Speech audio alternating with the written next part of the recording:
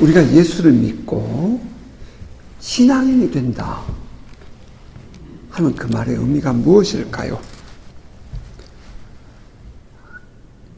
예수를 믿는 것과 믿지 않는 것의 차이점, 여러분 무엇이라고 생각하십니까? 예수를 믿음으로 달라진 것을 생각할 때에 우리가 예수를 믿는 것의 의미가 무엇인지 알아보는 것도 매우 중요하다고 생각합니다. 예수를 믿는다는 것은 십자가에서 죽으시고 부활하신 예수를 그리스도로 믿고 받아들인다 하는 그런 이 의미이죠. 인간은 모두 죄인입니다. 따라서 하나님과는 영원히 단절된 상태로 전락해버렸어요. 하나님과의 관계가 영원히 단절된 이유는 딱 하나입니다. 죄 때문입니다. 그런데 그 죄의 값을 예수께서 십자가에 죽으심으로 하나님의 저주를 대신 갚아주셨습니다. 이 일은 오직 성자 그리스도만에 하실 수 있는 일이었습니다. 다시 말하면 이 일은 오직 메시아만이 가능한 그런 일이었습니다. 유대인들은 그렇게 믿고 그렇게 살아왔습니다. 그래서 메시아를 기다린 것입니다.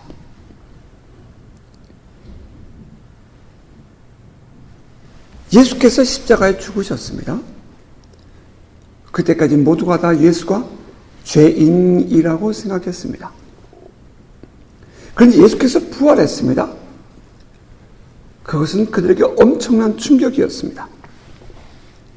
예수께서 부활하심으로 예수의 십자가 나무에 달려 죽으신 하나님의 저주의 의미가 이 세상에 드러났습니다. 그것은 예수 자신의 죄 때문이 아니라 예수를 제외한 모든 이들을 위한 구속 대속의 죽음이었다는 것입니다. 그래서 그 예수를 그리스도로 믿고 메시아로 믿고 또 하나님의 저주를 나 대신 받아주신 것으로 인정하고 또 그것을 믿고 받아들이는 것. 그래서 그 예수를 믿는 믿음, 그 믿음이 우리를 구원합니다. 그 믿음으로 말미암아 우리는 하나님의 자녀의 자격을 받았습니다.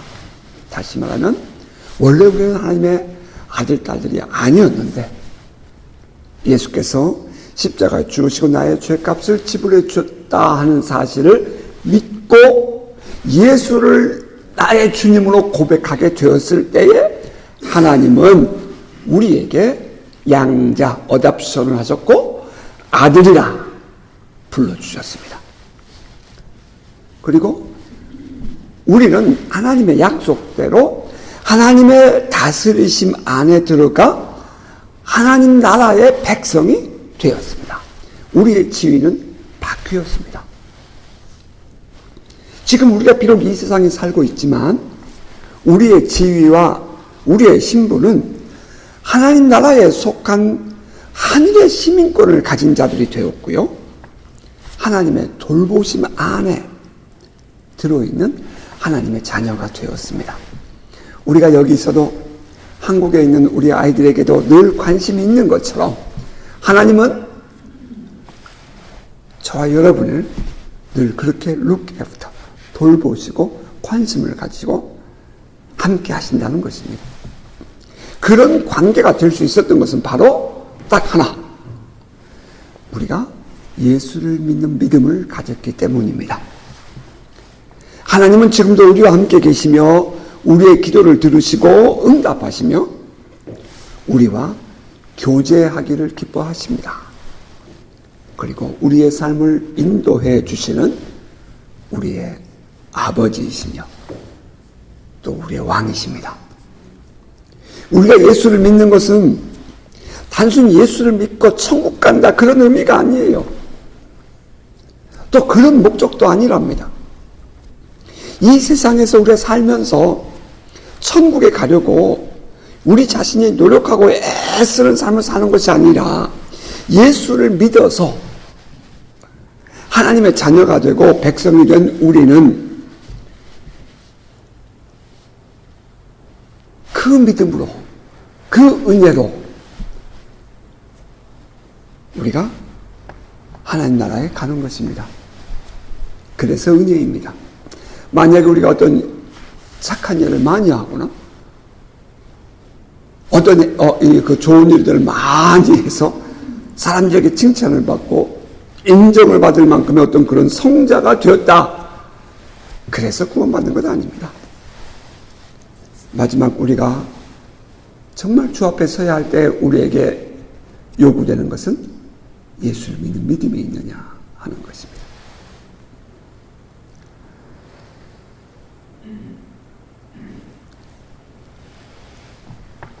우리는 그러한 의미에서 오늘 예수를 믿는 믿음을 가지고 산다는 것은 구원받은 백성으로서 오늘을 살아가고 있다 하는 것입니다. 또 뿐만 아니라, 그러니까 다시 말하면 예수를 믿음으로 우리에게 변화가 있다면, 믿지 않는 사람과 다름이 있다면 하나님의 백성이 되고 하나님의 자녀가 되었다, 신분과 지위가 바뀌었다 하는 것이 첫 번째요. 두 번째는 예수를 믿을 때에 우리에게는 영생이 주어졌습니다. 큰 놀라운 일입니다. 여기서 영생이란 영원한 생명을 의미하잖아요. 그런데 그 영원성이라는 것은 오직 하나님께만 속한 성품입니다. 이 세상에 그 어떤 것도 영원한 것은 없습니다. 오직 하나님만 영원합니다. 그런데 우리가 그 영생을 누리게 되었습니다. 할렐루야. 우리가 영생에 들어갔다는 것은 우리가 예수를 믿음으로 말미암아 하나님의 속성에 참여한 자가 되었다 하는 그런 말이겠지요. 이전에 우리는 어떠했죠? 우리는 하나님의 성품에서 영원히 단절된 상태였습니다. 놀라운 일이죠. 물론 하나님과 공유된 속성도 있어요. 일부는 마치 하나님은 사랑이니까 사랑이시죠. 그런데 그 사랑의 일부, 그림자 같은 것이 우리에게 있어서 조금은 좀 사랑의 마음을 느끼기도 했었어요. 그러나 온전한 사랑은 아닌 거죠. 그러니까 하나님이 가지고 있는, 하나님과 사람이 함께 가지고 있는 성품도 있어요. 왜냐하면 하나님의 이미지가 하나님의 형상대로 우리가 지음을 받았기 때문에요. 그러나 타락한 이후에 인간과 하나님은 단절되면서 이제 하나님만 가지고 계신 속성이 있답니다. 그게 뭐냐면 첫 번째 영원성이에요. 두 번째는 거룩성입니다. 아무리 사람들이 거룩하게 살아도 하나님의 거룩성에는 미칠 수가 없어요. 세 번째는 하나님의 전지전능하심입니다. 하나님의 전능하심은 무엇인지 하실 수 있는 그것은 하나님께만 있는 거지 사람에게는 없습니다. 하나님의 무소부재하심입니다. 어디든지 하나님은 계실 수 있는 분이십니다. 지금 하나님은 여기 계십니다. 하나님은 어디든지 계셔요. 그것은 하나님만 하는 거죠. 그것은 다시 말하면 시간과 공간을 초월하여 계시는 분이라는 뜻입니다.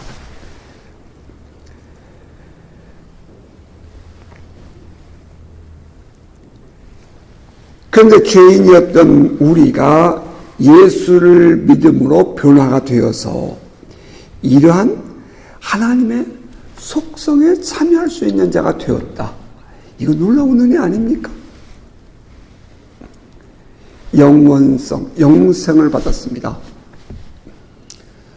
그리고 우리는 하나님의 거룩함에 참여할 수 있게 되었어요. 우리의 거룩함이 아니죠. 우리의 행동이. 오직 예수 그리스도의 십자가를 통해서 하나님께 나아갈 수 있는 자가 되었습니다. 그래서 히브리서는 담대하게 하나님 앞에 나아가자 이렇게 말합니다.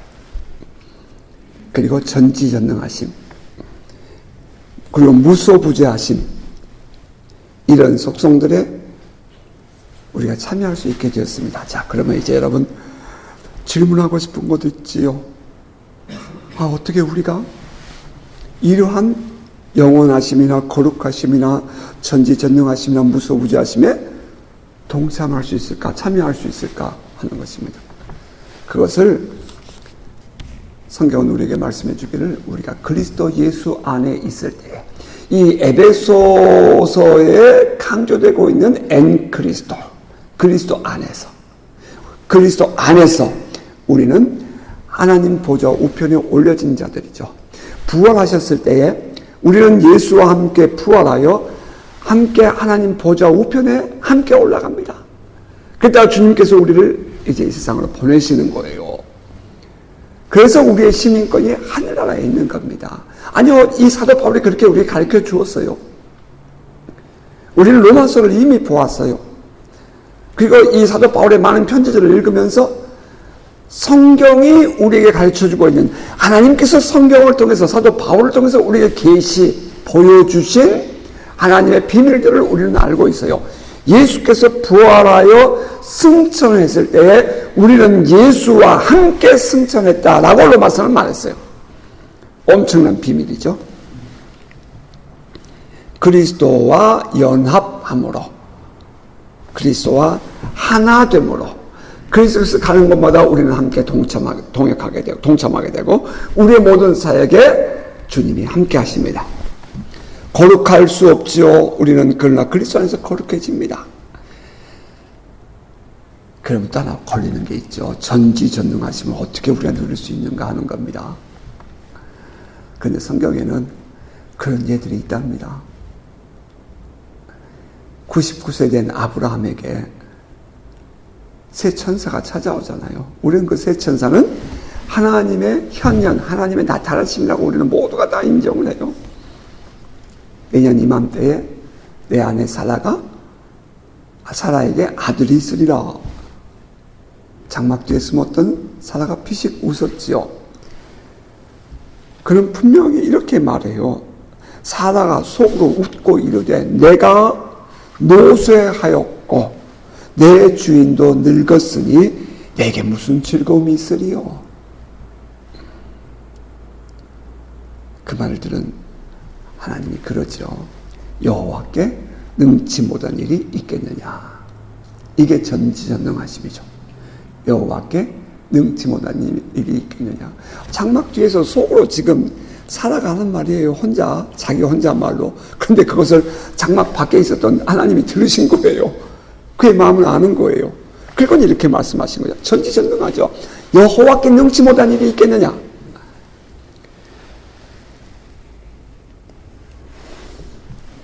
아브라함도 비웃었습니다. 어떻게 가능할까? 성경은 이렇게 말했어요. 아브라함과 사라는 나이가 많아 늙었고 사라에게는 여성의 생리가 끊어졌는지라 사라가 속으로 웃고 이르되 내가 노쇠했고 내 주인도 늙었으니 내게 무슨 즐거움이 있으리요. 예, 늙었어요. 생리가 끊어졌어요. 이 세상의 모든 상식으로는 불가능한 일이에요.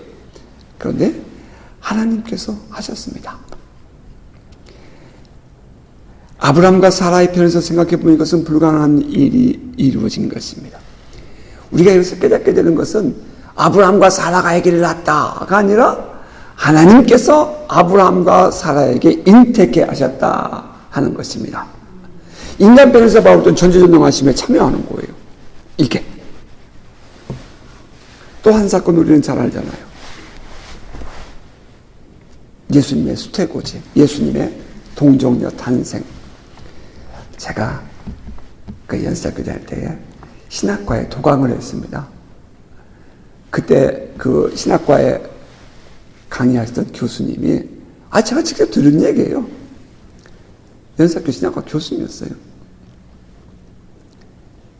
어떻게 처녀가 아들을 낳느냐? 이것은 탄생설화다.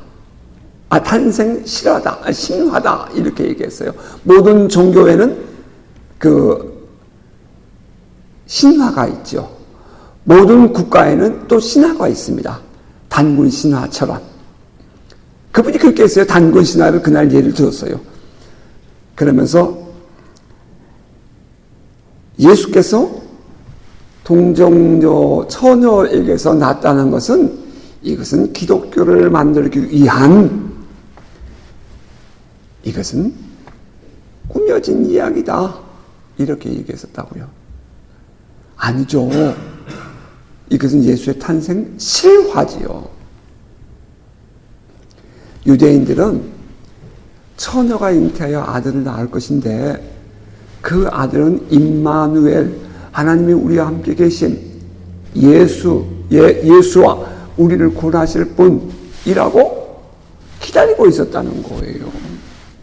따라서 이 누가복음에 천사가 마리아에게 와서 한 이야기 다시 한번 볼 필요가 있어요. 제가 읽어드릴게요. 보라, 내가 잉태하여 아들을 낳으니 그 이름을 예수로 하라. 그가 큰 자가 되고 지극히 높으신 이의 아들이라 일컬어질 것이요. 또 주 하나님께서 그 조상 다윗의 왕위를 그에게 주시리니 영원히 야곱의 집을 왕으로 다스릴 것이며 그 나라가 무궁하리라.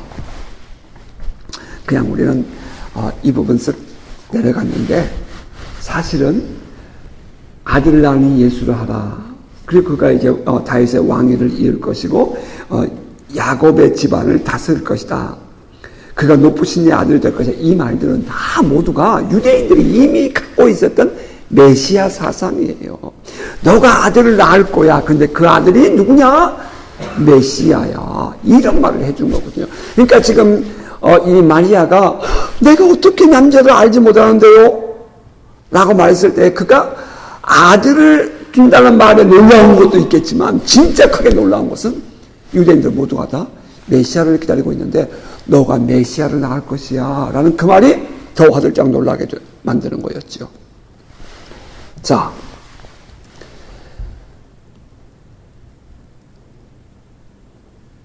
내가 남자를 알지 못하니 어떻게 아이를 낳을 수 있어요? 라고 말했을 때 누가복음 1장 35절 이하는 이렇게 임하죠. 성령이 내게 임하시고 지극히 높으신 이의 능력이 너를 덮으시리니 이름으로 나실 바 거룩한 이는 하나님의 아들이라 일컬어지리라. 보라, 내 친족 엘리사벳도 늙어서 아들을 배웠느니라. 본래 임신하지 못한다 알려진 이가 이미 6달이 되었나니 대저 하나님의 모든 말씀은 능하지 못하심이 없느니라. 대저 하나님의 모든 말씀은 능하지 못하심이 없느니라. 할렐루야. 처녀가 잉태하여 아들을 낳은 것은 이 세상 상식으로는 불가능한 일입니다. 그런데 이 일이 이루어진 것은 하나님에 의해서 성령의 능력으로 이루어졌다 이 말이에요. 마리아의 입장은 절대로 불가능한 일이죠. 이건 전지전능하신 하나님의 일이 아니면 불가능한 일이에요. 마리아 입장에서 볼 때는 그 하나님의 전지전능하심을 누리고 있는 거죠. 하나님께 전지전능하심이 마땅한 성품이고요. 인간인 우리들의 입장에서 바라볼 때 이것은 전지전능한 일이죠.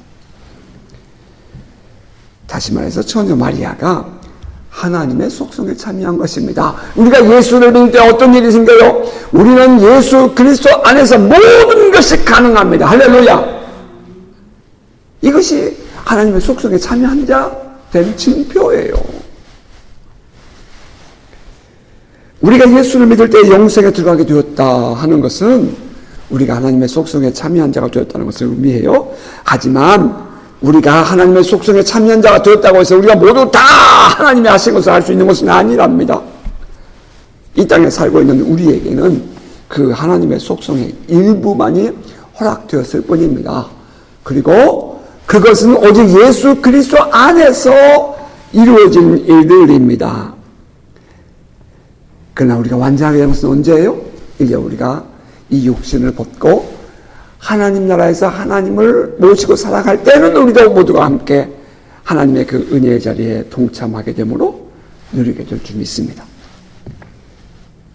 오직 하나님의 은혜 안에서 하나님 자신의, 하나님 그분의 선택과 결정에 의해서 우리가 하나님의 일부 속성을 누릴 수 있게 되었다는 점, 우리는 좀 깊이 인식할 수 있게 되기를 바랍니다. 여기서 한 가지 분명하게 해야 할 것은 우리가 예수 그리스도와 연합하여 하나가 되었을 때에만이 우리는 이러한 하나님의 속성에 참여할 수 있게 된다 하는 것입니다. 그래서 그리스도 안에 사는 것은 매우 중요합니다. 그리고 또 하나, 이제 믿음으로 달라진 것 있죠. 자, 우리가 첫 번째 믿음으로 달라진 것은 우리의 신분과 지위가 달라졌어요. 그리고 이제 우리의 믿음으로 우리는 영생을 얻게 되었어요. 하나님의 속성에 참여하게 되었습니다. 그리고 우리는 믿음을 갖게 되었을 때에 우리는 새 사람이 됩니다. 우리는 옛 성품을 가진 옛 사람이었어요. 사도 바울은 고린도 교회에 보낸 편지에 이렇게 말했잖아요. 그런즉 누구든지 그리스도 안에 있으면 새로운 피조물이라 이전 것은 지나갔으니 보라 새 것이 되었도다. 할렐루야. 우리는 예수 그리스도 안에서 하나님과 화목한 자가 되었습니다. 그 이전은 예수 그리스도 밖에 있을 때는 하나님과 원수 되었던 자들인데, 예수 그리스도 안에 있을 때에 예수 그리스도를 믿어 구원을 받은 우리는 하나님과 화목한 자가 되었습니다. 중요한 것은 여기서 말하는 우리는 지금 현재 우리입니다.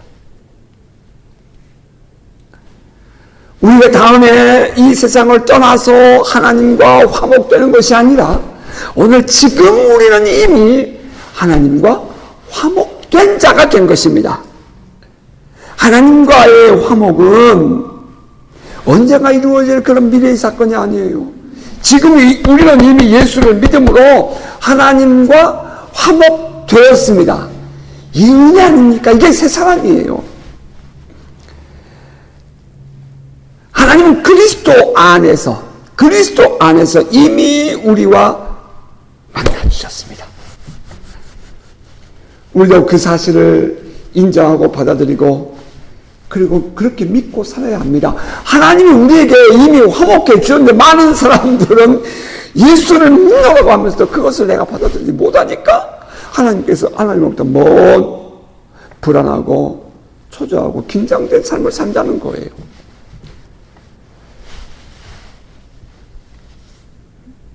한마디로 믿지 못하니까 정체성이 불분명해요. 그래 여러분, 우리는 이미 새 사람이 되었습니다. 그러면 새 사람답게 살아야 합니다. 그 사랑, 예수 그리스도의 사랑을 아는 사람들이기에 사도는 이렇게 말하는 거예요. 새 사람 된 그들에게 너희는 하나님을 본받는 자가 되고 그리스도가 너희를 사랑하신 것처럼 너희도 사랑 안에서 행해야 돼 라고 말입니다. 자, 여기서 오늘의 본문이 이제 은혜가 되죠. 돌아가 볼까요? 본문 여러분 성경 같이 한번 보시기 바랍니다. 제가 읽어드리겠습니다. 5장 1절입니다. 그러므로 사랑을 받는 자녀같이 너희는 하나님을 본받는 자가 되고 그리스도께서 너희를 사랑하신 것 같이 너희도 사랑 가운데서 행하라. 그는 우리를 위해 자신을 버리사 향기로운 제물과 희생 제물로 하나님께 드리셨느니라. 계속해서 음행과 온갖 더러운 것과 탐욕은 너희 중에서 그 이름조차도 부르지 말라. 이는 성도에게 마땅한 바니라. 누추함과 어리석은 말이나 희롱의 말이 마땅치 아니하니 오히려 감사하는 말을 하라. 너희가 정녕 이것을 알거니와 음행하는 자나 더러운 자나 탐하는 자 곧 우상 숭배자는 다 그리스도와 하나님의 나라에서 기업을 얻지 못하리니 누구든지 헛된 말로 너희를 속이지 못하게 하라. 이로 말미암아 하나님의 진노가 불순종의 아들들에게 임하나니 그러므로 그들과 함께 하는 자가 되지 말라. 한마디로 말과 행동 조심해라 이 말입니다. 세상에 사는 사람들은 도덕적으로 살려고 노력을 해요. 하물며 우리 그리스도인들이, 그리스도 안에서 변화된 사람들이 그렇게 살려고 노력해야 되지 않겠습니까? 음행과 온갖 더러운 것과 탐욕은 너희 중에서 그 이름조차도 부르지 말라. 사실 음행과 온갖 더러운 것과 탐욕은 세상 사는 사람들의 모습이죠. 근데 그들 중에도 이런 것 안 하겠다고 노력하는 사람들이 있단 말이에요. 그런데도 성도들이 만약에 그렇게 한다면 이거 마땅치 않잖아. 그런 말이죠. 이런 성도에게 마땅한 바니라. 이름조차도 부르지 말라. 야, 여러분. 그냥 성도에게 그러면 여러분 우리 늘 그냥 성도 이러잖아요. 좀 의미가 좀 덜해요. 이 본문이 주고 있는. 우리말은 성도 그랬지만 영어 성경 보면요. God's 하나님의 holy people 이렇게 되어 있어요. 하나님의 거룩한 백성 이렇게 되어 있어요. 하나님의 거룩한 백성 이것과 음행과 더러운 것과 탐욕을 부리는 그런 것들과는 대조가 되죠. 그러니까 우리가 세상에 살고 있어요. 하지만 우리의 정체성과 자존감이 분명해지면 우리는 세상을 이겨낼 수가 있어요. 그런데 세상에서 나의 위치를 바르게 깨닫지 못하니까 세상을 자꾸 닮아가는 것이거든요. 하나님의 거룩한 백성, God's holy people 이라고 하고 나면 이제 그 다음부터는 음행과 온갖 더러운 것과 탐욕은 입에도 담지 마. 그게 마땅한 거야 하는 말이 비로소 마음에 와닿는답니다.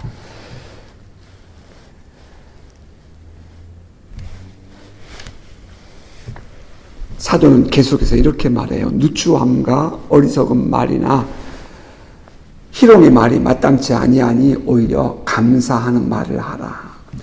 거룩한 백성이라면 마땅히 누추하고 어리석고 남을 놀리는 말, 희롱하는 말 하지 않아야죠.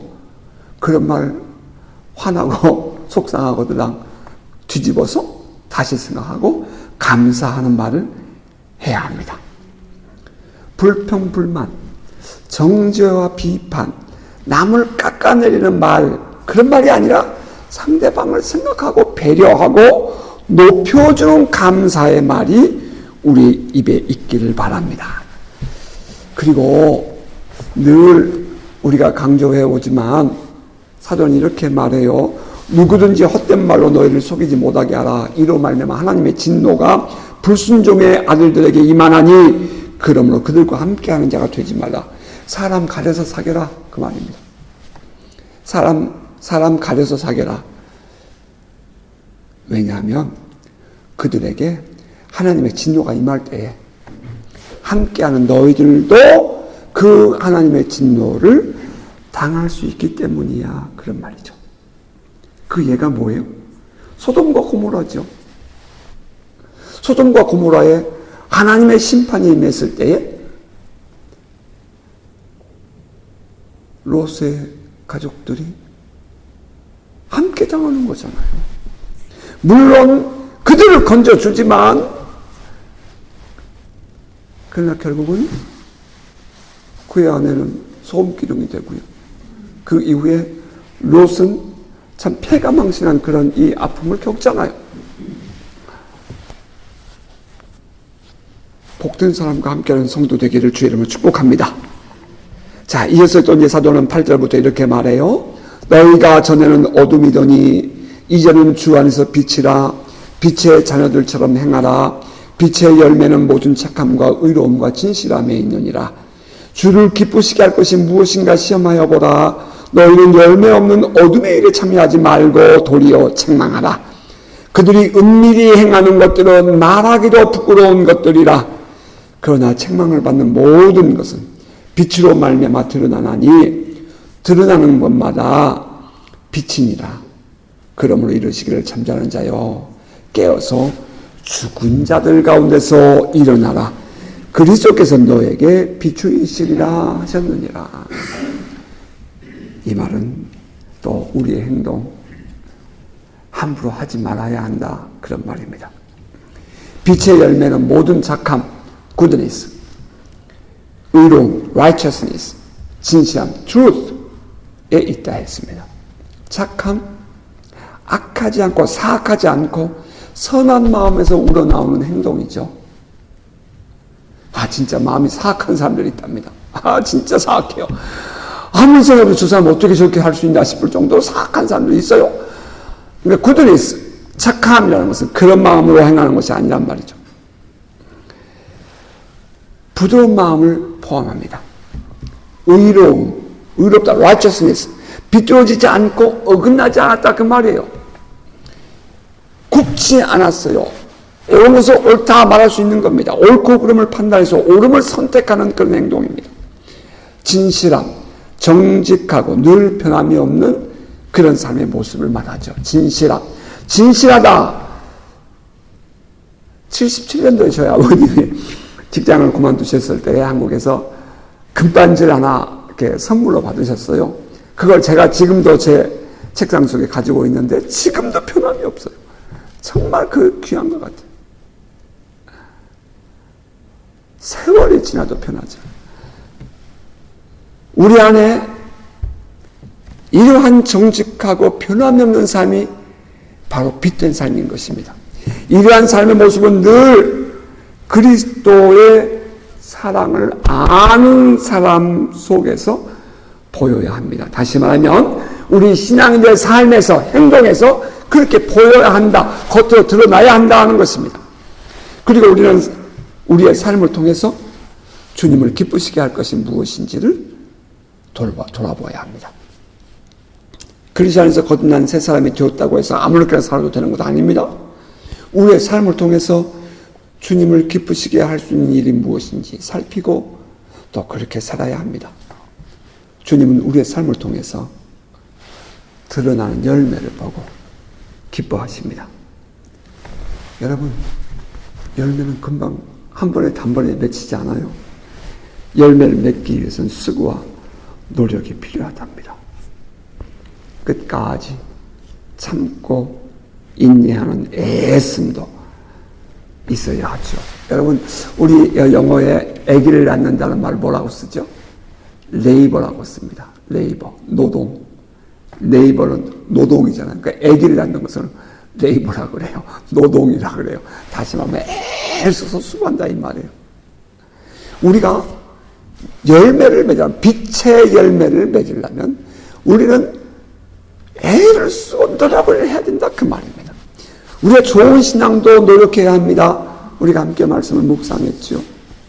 지금 사도 바울이 이 에베소서에서 1장부터 3장까지는 이렇게 교리적인 부분을 말하더니 4장, 5장 들어가면서 이제 생활적인 이야기를 해요. 그러면서 우리에게 이제는 말도 조심해야 되고 가려서 해야 되고 행동도 조심해서 가려서 해야 돼. 특별히 빛의 열매를 맺도록 해야 돼 라고 말하고 있다는 겁니다. 너희는 열매 없는 어둠의 일에 참여하지 말고 도리어 책망하라. 그들이 은밀히 행하는 것들은 말하기도 부끄러운 것들이라. 11절 12절입니다. 여전히 사도는 성도들에게 그 다른 사람들과의 관계 안에서 그 신앙인의 삶에 대해 말씀해요. 어두운 행동에 함께하지 말아야 한다 이 말입니다. 여기서 다시 우리가 생각하게 되는 것은 사람 잘 사귀어야 한다. 이것이 얼마나 중요한가 하는 것입니다. 정말 사람 잘 사귀어야 돼요. 정말 사람들과의 관계 잘해야 돼요. 마음 가는 대로 사람 사귀고 행동해서는 안 됩니다. 빛이 비추이면 그러한 어둠의 행동들은 드러나게 되는데요. 빛이 없으면 어둠이 그것이 옳은지 그런지 알 수가 없어요. 그런데 빛이 비춰지면 검고 희고가 드러나죠. 자, 그런데 이제 놀라운 일이에요. 사도는 우리에게 뭐라고 말씀하시면 너희는 빛이다 이렇게 얘기했다고요. 그러니까 우리가 이 세상에서 착하고 의롭고 진실하게 살게 되면 이 세상의 또 다른 사람들의 모습이 비교가 돼요. 그들의 어둠이 드러난다는 겁니다. 그러면 그들의 어둠이 드러날 때에 오히려 그들을 책망하고 그들을 멀리해라. 너희가 그들과 함께하게 되면 너희가 그 하나님의 진노를 함께 받게 되지 않겠느냐. 그러므로 너희 스스로 이제 소극적으로는 사람도 가리고 말도 행동도 조심하지만 적극적으로는 너희가 빛이 되어서 세상을 밝히는 삶을 살아라. 이렇게 얘기하고 있다는 것입니다. 주님은 우리에게 너희는 주 안에서 빛이다 이렇게 말했습니다. 다시 말하면 이 사회 속에서 살아가는 그리스도인들은 이 사회에 빛을 비추는 빛인 것입니다. 우리가 없으면 세상은 어둠 가운데 있게 될 것입니다. 자, 그렇다면 이제 우리들의 역할은 분명히 됐습니다. 우리 예수를 믿는 신앙인들의 삶의 역할은 분명히 됐어요. 오늘 이 시대의 사명은 분명히 됐어요. 빛을 밝히는 것입니다. 우리가 빛의 역할을 바르게 하고 빛의 자녀처럼 살아갈 때에 이 세상 사람들은 우리를 통해서 옳고 그름을 분별하고 그리스도를 믿어서 구원받는 일이 일어날 것입니다. 우리가 먼저, 내가 먼저 빛의 자녀처럼 살아야 합니다. 예수를 믿는 우리가 건강하게 살아야 할 이유가 바로 여기에 있습니다. 우리를 통해서 세상은 더 밝아져야 합니다. 그것은 우리들의 신앙인으로서 빛이 되도록 살아야 가능해집니다. 나아가서 우리들의 말과 행동을 통해 주님은 기뻐하실 것이고 세상 사람들이 주님께 돌아오는 일이 일어날 것입니다. 성경은 이렇게 말해요. 그러나 책망을 받는 모든 것은 빛으로 말미암아 드러나나니 드러나는 것마다 빛이니라.